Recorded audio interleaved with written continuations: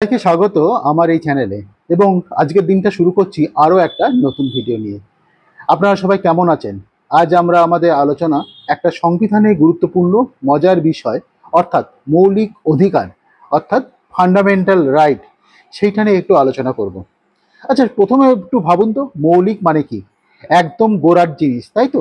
যেমন একটা বাড়ির ভিত্তি, ঠিক তেমনই আমাদের জীবনে বেশ কিছু অধিকার আছে যা একদম মৌলিক।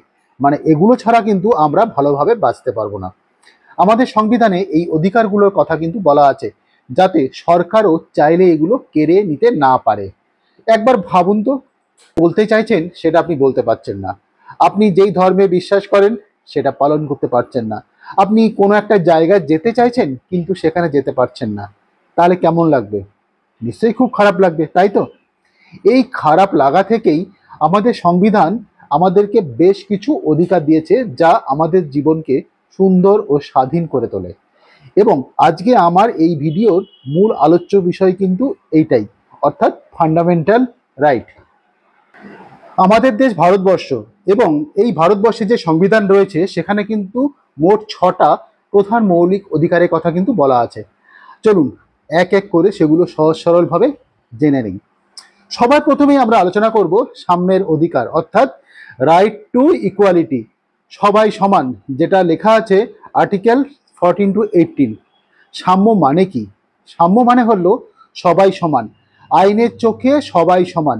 ছেলে হোক বা মেয়ে, ধনী কিংবা গরিব, যে কোনো জাত ধর্ম মানুষ যাই হোক না কেন, যেখানেই জন্ম হোক না কেন, সবাই কিন্তু আইনের কাছে সমান।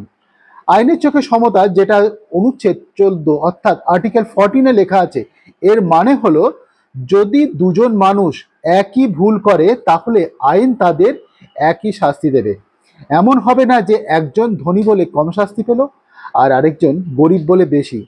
একটা উদাহরণ দেই, ধরা যাক দুজন ব্যক্তি একই রকম চুরি করেছে, আইন তাদের দুজনকে কিন্তু সমানভাবে বিচার করবে। ধর্ম, জাতি, লিঙ্গ, জন্মস্থানের ভিত্তিতে বৈষম্য না করা যাবে না, সেটা হচ্ছে অনুচ্ছেদ 15 অর্থাৎ আর্টিকেল 15-এ লেখা আছে। এর মানে হলো সরকার বা অন্য কেউ শুধুমাত্র এই কারণে কারোর সাথে আলাদা কোনো ব্যবহার করতে পারবে না। তা সে যে কোনো ধর্মের, জাতির, ছেলে বা মেয়ে, কোথায় জন্মেছে, কোনো কিছুই কিন্তু দেখা হবে না। যেমন ধরুন, একটা স্কুলে ছেলে মেয়ে সবাই একসাথে পড়াশোনা করে, এটা কিন্তু এই অধিকারের জন্যই সম্ভব হয়েছে। আগে হয়তো মেয়েদের স্কুলে যেতে অনেক বাধা ছিল, কিন্তু এখন কিন্তু আর তেমনটা নেই। সরকারি চাকরিতে সবার সমান সুযোগ থাকবে, যেটা আর্টিকেল 16-এ লেখা আছে। সরকারি চাকরির ক্ষেত্রে সমান সুযোগ থাকবে, যোগ্যতা থাকলে সবাই কিন্তু আবেদন করতে পারবে। তবে পিছিয়ে পড়া মানুষদের জন্য বেশ কিছু আসন সংরক্ষণ করা হয়েছে, যাতে তারাও সুযোগ পায়। এই সংরক্ষণের পরে আমি আরও একটা ভিডিও বানাবো, এটা নিয়ে কিন্তু অনেক বিতর্ক আছে। যাই হোক, কোনো সরকারি চাকরির যখন বিজ্ঞাপন বের হয় তখন যোগ্য যে কেউ কিন্তু সেই পদের জন্য আবেদন করতে পারে। এটাই হচ্ছে আর্টিকেল 16। আর্টিকেল 17 বলছে অস্পৃশ্যতা দূর হোক, অর্থাৎ আনটাচেবিলিটি। এর মানে হলো আগে বেশ কিছু জাতের মানুষকে নিচু মনে করা হতো এবং তাদের সাথে খারাপ ব্যবহার করা হতো। আমাদের সংবিধান এই খারাপ প্রথাকে একদম তুলে দিয়েছে। এখন যদি কেউ এমন করে সেটা কিন্তু আইনত অপরাধ। তবে তা সত্ত্বেও যে এখনো বিষয়টা যে পুরোপুরি অবলুপ্ত হয়েছে তা নয়, মানুষের মধ্যে আজও সচেতনতার অভাব রয়েছে এবং বেশ কিছু বিতর্কিত বিষয় কিন্তু আজও রয়েছে। এরপরে রয়েছে অনুচ্ছেদ 18 অর্থাৎ আর্টিকেল 18, যার মূল বিষয় হলো উপাধি বিলোপ।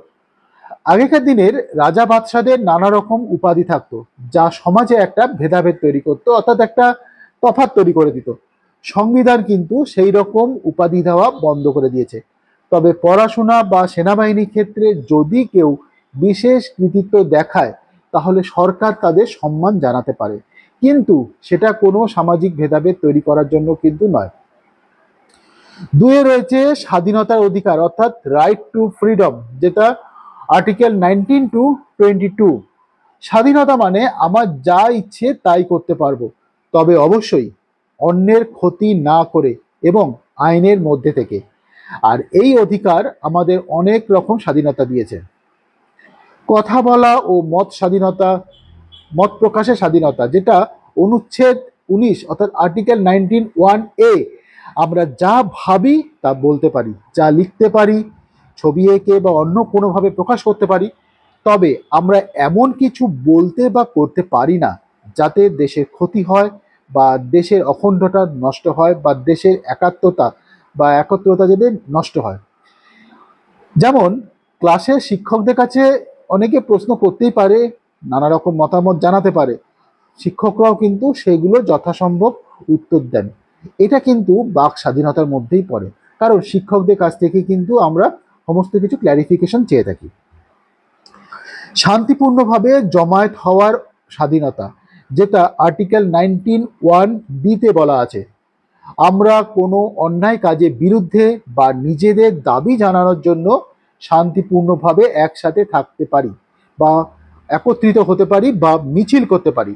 তবে আমাদের কাছে কোনো রকম অস্ত্র থাকা চলবে না এবং শান্তি শৃঙ্খলা বজায় রাখতে হবে।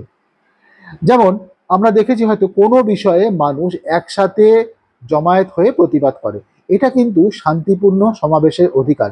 কিন্তু যদি কোনো ব্যক্তি সেই জমায়েতে কোনো রকম অস্ত্র নিয়ে আসে, তাহলে কিন্তু হিংসার উদ্রেক হতে পারে, তাহলে সেই শান্তি বা শৃঙ্খলা কিন্তু বজায় থাকছে না। সংঘ বা সমিতি গঠনের স্বাধীনতা, যেটা আর্টিকেল 19(1)(c)তে বলা আছে, আমরা নিজেদের স্বার্থ রক্ষার জন্য বা কোনো ভালো কাজের জন্য বিভিন্ন দল বা সমিতি তৈরি করতে পারি। যেমন ছাত্রছাত্রী যারা এখানে রয়েছে, যারা তোমরা এই ভিডিওটা দেখছো, তারা হয়তো তোমরা খেয়াল করেছো যে তোমাদের স্কুলে বিভিন্ন রকম ক্লাব আছে, যেমন science club, literature club, playing club, etcetera etcetera. এগুলো কিন্তু সমিতি গঠনের যে অধিকার রয়েছে সেটারই কিন্তু ফলাফল। এরপরে আছে 19(1)(ঘ), অর্থাৎ আমরা ভারতের যে কোনো প্রান্তে যাতায়াত করতে পারি কোনো রকম বাধা ছাড়াই। যেমন ধরা যাক তোমরা ছুটির সময় যে কোনো জায়গায় যেতে পারো ঘোরার জন্য, এটা কিন্তু অবাধে ঘোরার অধিকার। আর তারপরে আসছে ভারতবর্ষের যে কোনো স্থানে বসবাস করার স্বাধীনতা, যেটা আর্টিকেল 19(1)(e), অর্থাৎ আমরা ভারতের যে কোনো জায়গায় থাকতে পারি এবং সম্পত্তি কিনতে পারি। উদাহরণস্বরূপ বলতে পারি, কোনো ব্যক্তি কাজের জন্য এক রাজ্য থেকে অন্য রাজ্যে যাচ্ছেন এবং সেখানে কিন্তু বাড়ি কিনে বা বাড়ি বানিয়ে কিন্তু উনি থাকতে পারেন। এবার ছোট্ট করে একটু হিন্টস দিয়ে রাখি, কাশ্মীরের জন্য একটা স্পেশাল ধারা ছিল 370। সেই 370 ধারার ফলে কিন্তু কাশ্মীর বাদে ভারতবর্ষের অন্যান্য রাজ্যের লোকেরা কিন্তু সেখানে ঠিকঠাকভাবে বসবাস করতে পারতো না বা সম্পত্তি কিনতে পারতো না। এরপরে আর্টিকেল 19(1)(f), আমরা নিজেদের পছন্দ অনুসারে যে কোনো কাজ করতে পারি, যে কোনো ব্যবসা করতে পারি, তবে সেই কাজ কিন্তু আইনসঙ্গত হতে পারে এবং যদি কোনো বিশেষ দক্ষতা প্রয়োজন হয় তাহলে তার প্রশিক্ষণ কিন্তু অবশ্যই থাকতে পারে। যেমন কেউ ডাক্তার হতে পারে, কেউ শিক্ষক হতে পারে, কেউ দোকান খুলতে পারে, এটা তাদের পেশা নির্বাচনের স্বাধীনতা।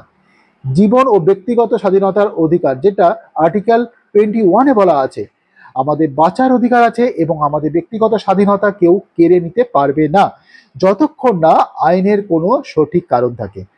আর এই অধিকারটা আমাদের জীবনের জন্য কিন্তু খুব জরুরি। এর মধ্যে আরো অনেক অধিকার লুকিয়ে আছে, যেমন ভালোভাবে বাঁচার অধিকার, পরিষ্কার জল পাওয়ার অধিকার, শিক্ষার অধিকার, ইত্যাদি ইত্যাদি। উদাহরণস্বরূপ বলতে পারি, পুলিশ যদি কাউকে ধরে নিয়ে যায় তাহলে পুলিশকে কিন্তু সেই ব্যক্তিকে জানাতে বাধ্য থাকবে যে তাকে কেন ধরা হয়েছে এবং কোন ধারায় তাকে ধরা হচ্ছে, এবং তাকে আইনজীবীর সাথে কথা বলার সুযোগ কিন্তু দিতে হবে। শোষণের বিরুদ্ধে অধিকার, অর্থাৎ রাইট এগেনস্ট দ্য এক্সপ্লয়টেশন, অর্থাৎ কেউ আমাদের ব্যবহার করতে পারবে না, যেটা আর্টিকেল 23-24 বলা আছে। এই অধিকার আমাদেরকে রক্ষা করে যাতে কেউ আমাদের দুর্বলতার সুযোগ নিয়ে আমাদের ব্যবহার করতে না পারে। মানুষ কেনাবেচা ও জোর করে কাজ করানো নিষিদ্ধ, যেটা আর্টিকেল 23-তে বলা আছে। কাউকে কেনাবেচা করা বা জোর করে কোনো কাজ করানো আইনত অপরাধ। আগেকার দিনে দাস প্রথা ছিল, যেখানে মানুষকে কেনাবেচা করা হতো।